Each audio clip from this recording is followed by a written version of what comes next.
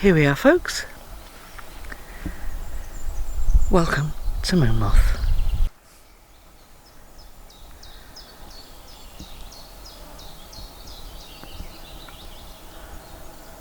It's just glorious, isn't it, today? Absolutely glorious.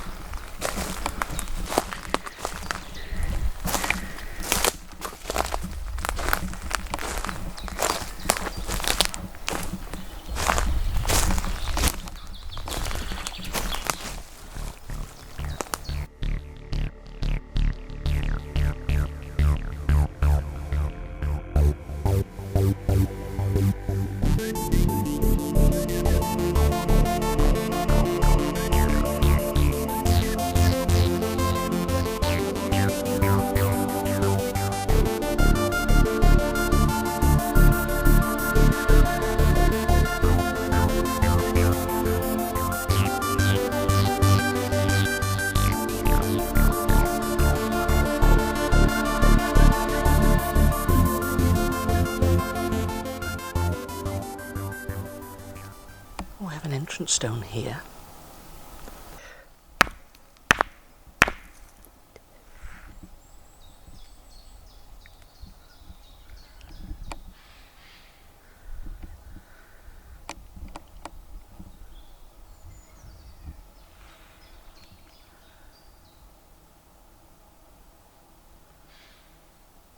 Just crows. Just crows.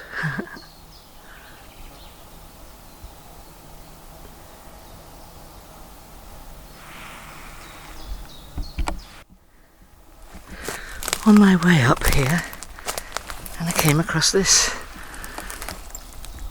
and it's tiny. If I put my hand on there, you can see roughly how big that is.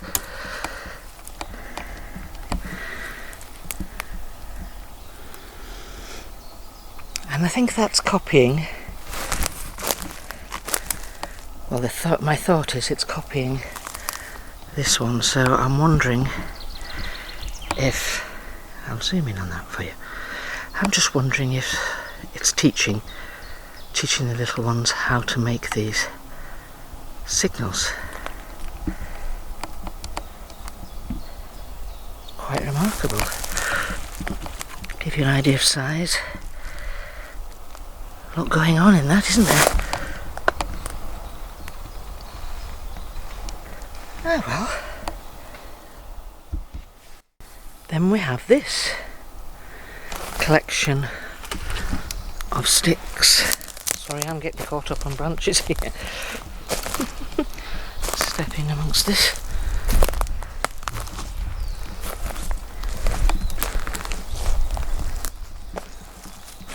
Interesting. And that goes up into that kind of thing.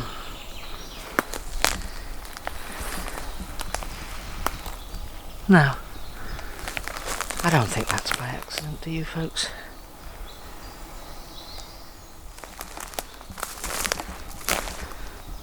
That's like a glyph, isn't it?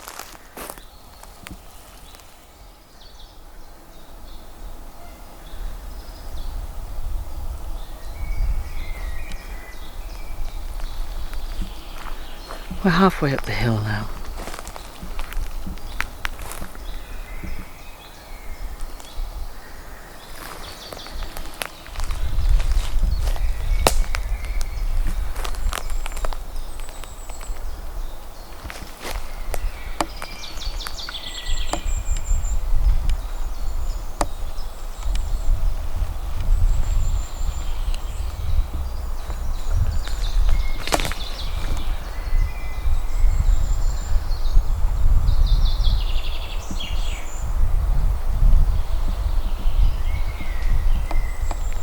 And here's our old friend.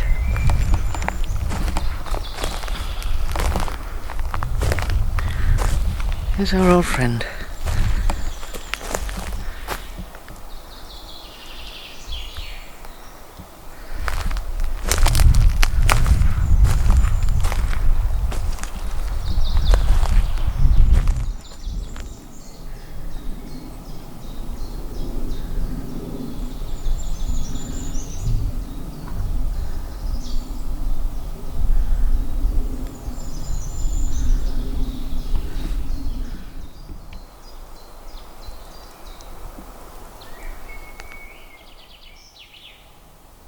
Well, this is our gifting area.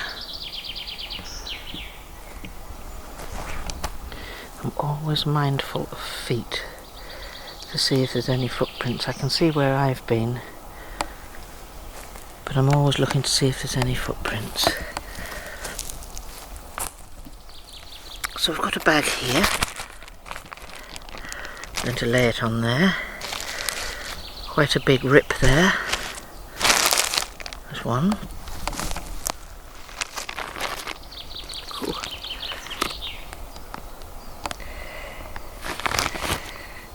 There's another. Oh, that's just my bag. That's it's a rip down the side of that.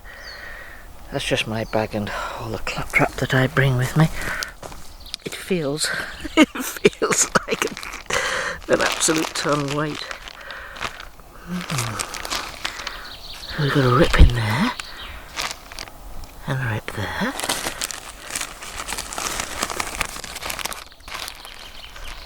Hole here, hole there. Any more holes? Okay. Put that on the rubbish pile.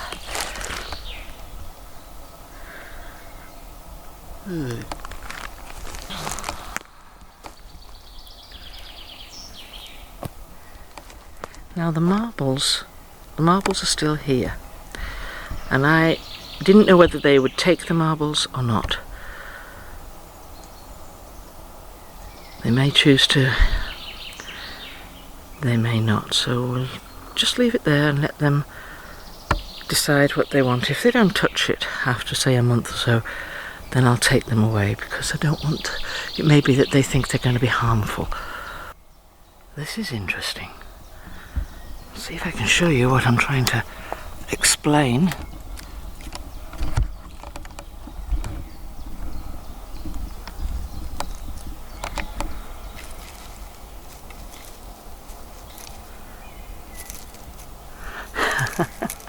That, my friends, has been knotted. It's been tied. How many animals, right? Be honest, how many animals do you know can do that?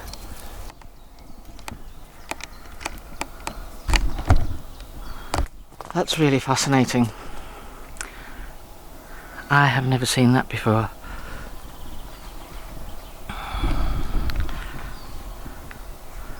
I have never seen them be able to do that before.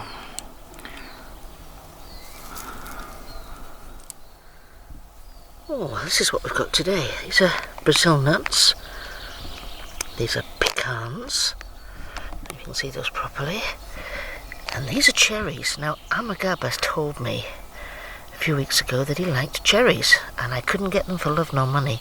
These are Spanish cherries. They've been imported, because ours are still a bit sour at the moment. So I've got him some cherries, and anybody else that likes them. And this is cinder toffee. I'm sure they'll love that. And that's like brown sugar and treacle. It's just yum, yum, yum. And I didn't pinch one piece. Aren't I good? So that's what's going on the tree. So we've left apples. These are pink lady apples. Mango. Another mango down there. More pink lady apples. Just lovely colours, these apples, and they're quite strong. They're not going to go sort of soft and mushy. Now, I have a terrible, terrible confession to make. I forgot the peanut butter. So I'm on the naughty step this week. I really am. Here we have the nuts. That's the Brazil nuts. Then we've got the cherries, cinder toffee, pecans, and beside it, oh, look at that. Chocolate, double chocolate chip muffins. 4 of them. Because today, this week should I say, is Sabiba's birthday. And Sabiba is Fabersaqua's mother. So she is celebrating this week for a birthday. Also, Fabersaqua's little one, Tababa, the youngest, who's 7, he shares his birthday the same week as Sabiba. That's his grandmother. So the youngest, little Tababa, he is 7 this week. Now, I'm not quite sure how old Sabiba is, but I think she's about 67. 68, she tells me 68, okay. And then we have my little shadow, my little friend, Gefeber. And Gefeber is 12 years old today. And I want to wish Gefeber, Sabiba and Tababa a very, very happy birthday. Now, I often see Gefeber's images, how she presents herself. Big dark eyes, dark hair, biggest smile. She has the biggest smile, gap-toothed smile. And that's how she presents when she's in her essence state. Isn't that wonderful? It's really, really wonderful. So I'm thrilled to say happy birthday this week for them. So I'm now going to make my way to the forest. It's about maybe 2 miles in that direction. So I will see you, I'm so fast. It'll be like zap. It'll be that quick. You wait and see. Look. 5, 4, 3, 2, 1. Right, so we're in the other forest and there are 1,000,001 bitey things. I am dinner and we'll see what we can find to focus in on for you. I'm sure there's some new structures and some things you'd like to see.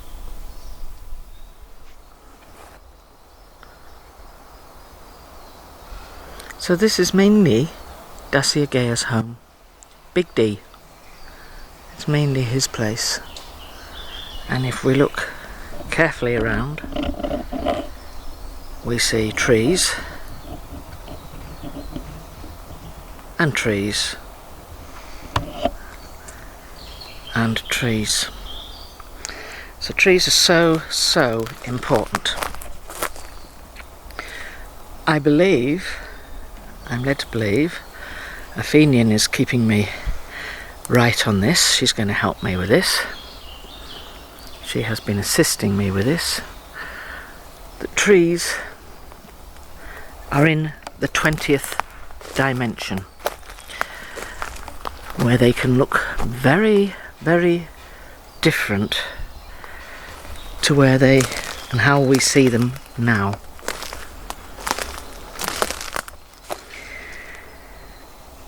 So, trees, they have purposes, of course. They can, and they do, store information. You might ask how that works. If you think of a tree as a hard drive,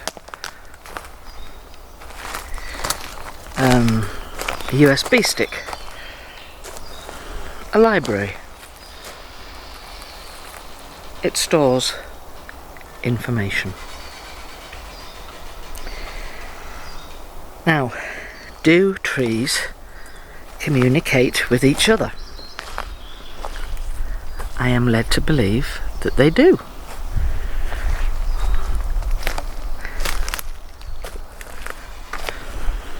Do they have speech? I don't believe that they do. But I think they communicate with each other underground. And under this soil here, the ground, everything, is fungi. And if you imagine fungi is like a network of veins that runs everywhere. Well, fungi, it's like your internet, it's like internet highway. That's where all this information travels from one tree to another. Why would they need to do it? To keep the forest maintained, I guess. So fungi is a carrier of information from one tree to another.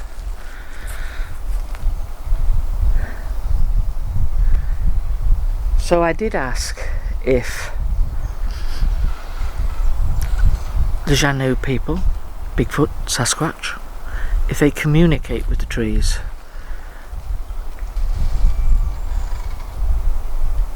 And I think it's not in the way that we imagine.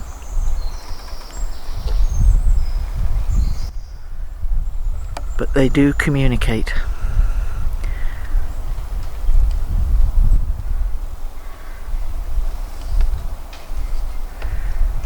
So, the Janu people, what dimension do they reside in?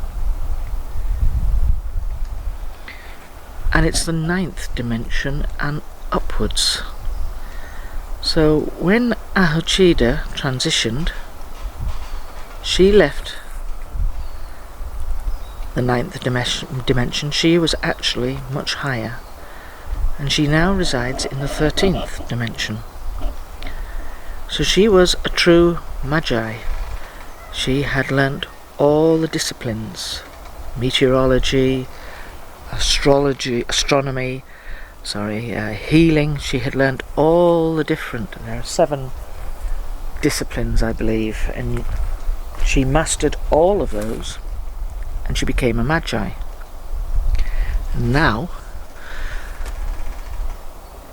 she's in the top level. She has become, I think there are 3 stages of a magi. There's one where you learn all about it and you gather all your information, and that's where a Fenian is now. She's on level 1, if it had a level, where she has gathered all her information, all her knowledge through time and study, and she has learnt all of this, and she is a magi. So then she needs to learn, which is the middle step, which is what Ahuchida was on when we first got to know her. And she learnt to go higher up to the top level, which is, I understand, like a magi, I want to say, or I'm being given to say, magi de Gaia. So she really is at the top of her echelon, but she's still going to master that, I guess. So if we were able to be in the same dimension as the thought pattern and the thought processes of trees are, if we were able to reside in that dimension, trees would look very different. They would be very different. They would be moving and communicating in a way, I don't think we'd relate words to it. I think it would be foolish to say that they had words. But their communication system is like binary. Note on, note off, if you understand MIDI. That's the way you use computers to sequence music. It's note on, note off, so it's simplest type of information. It's binary, it's just 2 numbers, 0 and a 1. And I think it's the same system that they use to communicate information, using a binary information system. Basic computer system. Carries all the information they need to say. Note on, note off. Sound on, sound off. Learn to grow, stop growing. You know? So, lovely old trees. I was asked if you could hug a tree the other week. That's what Tracy said, and get energy from it. So that led me to asking other questions about trees. I've never even thought about tree hugging really, but I thought I would go into this and ask Athenian and see what she had to say about it. So my question was, are all trees huggable? And the answer is no. So me having a weird thought on this, I was thinking to myself, what happens if a tree doesn't want to be hugged? Does it put a branch out and slap you and say, get off? What does it do?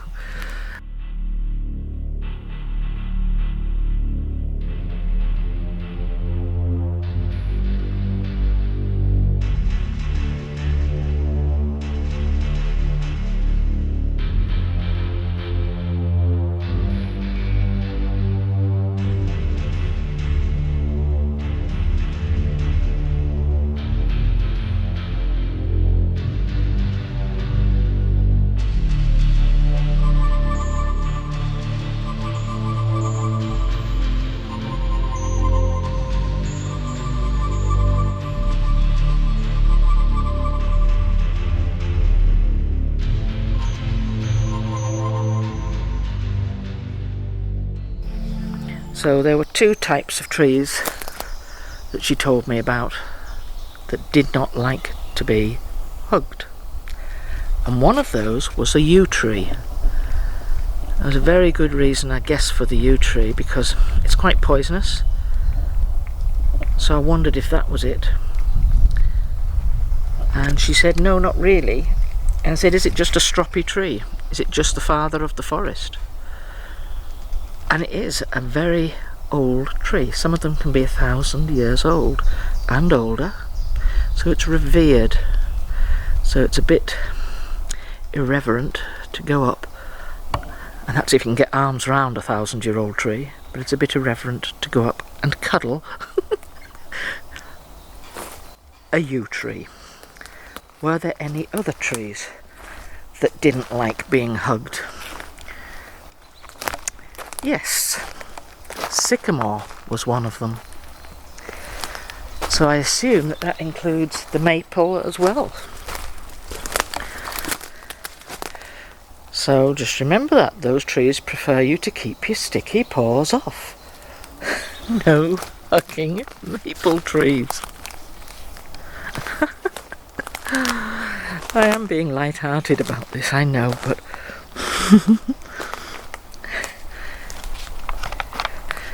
Athenian had great fun with this when we were talking about this. She had great fun with it. These guys have a most fantastic sense of humour. They really do. So, what resides on a tree? Are there tree spirits? Because we often see faces within trees. Some of them the people use to present themselves, and others have stranger faces when you've looked in and zoomed in on them much more closely. But what a strange face you're seeing in these trees. Unusual, different to the faces we see. And these commonly are called dryads, tree spirits. So, how old is a dryad? A dryad will be as old as the tree. So if the tree is 4 years old, the dryad is 4 years old. If the tree is 500 years old, the dryad is 500 years old. Do they have a gender? Are they a male or female or totally indifferent? Do they need that? No, they don't have a gender. So when you have a dryad that is as old as the tree, can these tree spirits be a physical thing? The answer to that is no, because there's a clue in the name.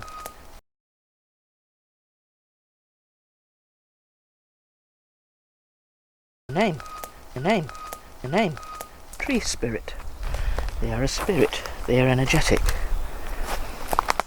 Don't have a physical form, though they show themselves with what we would recognise as a face. So a dryad on, for example, one of these trees here, like for example this one, can it hop from tree to tree? No. It belongs to one tree and one tree only. So I then got into a conversation, and I have to tell you that a Fenian is very, very patient with me. But my thought was, when they bend these trees like so, when they're doing their bending and assigning them to whatever they're going to assign them to, do they have a little chatter with the dryads first of all and say, by the way, we're going to snap you? Or do they have to take the tree by surprise? And I don't believe there's any discussion. I believe that they just do what they need to do. So the dryad knows that that's its purpose in life, and it knows that at some stage it's going to be bent, snapped, repurposed, or whatever's going to happen to it.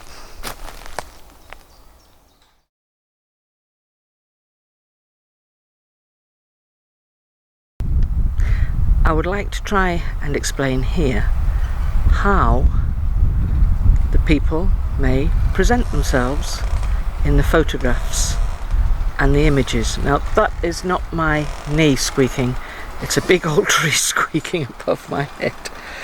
So for this I've used the help of a very, very trusty friend. Here we go, folks. Meet Skippy. Skippy's a bit curious about my my mixing of the species, but we get on fine. So I just want to use my trusty friend here as an example of the different ways they will present themselves. So it may be that they are way in the distance, like over here, and they come closer like this, then closer and larger in the image like this,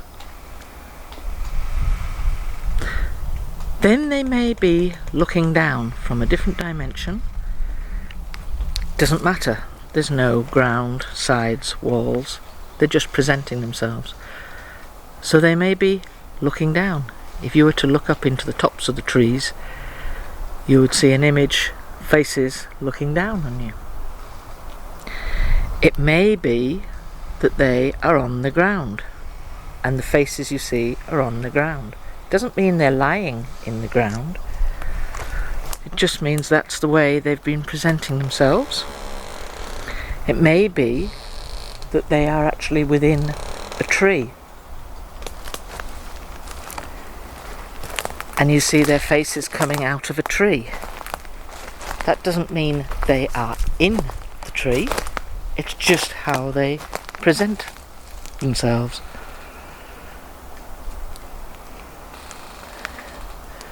So they might be looking at you from the profile on the left, or a profile on the right, or a profile on the ground, or a profile within the branches as if they're tree peeping,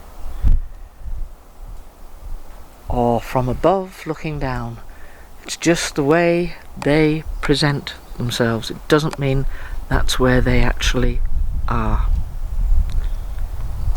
They are probably the other side of the forest, at least 30 or 40 yards away from you, minimum, if they're in that locality, just to protect you from their energy.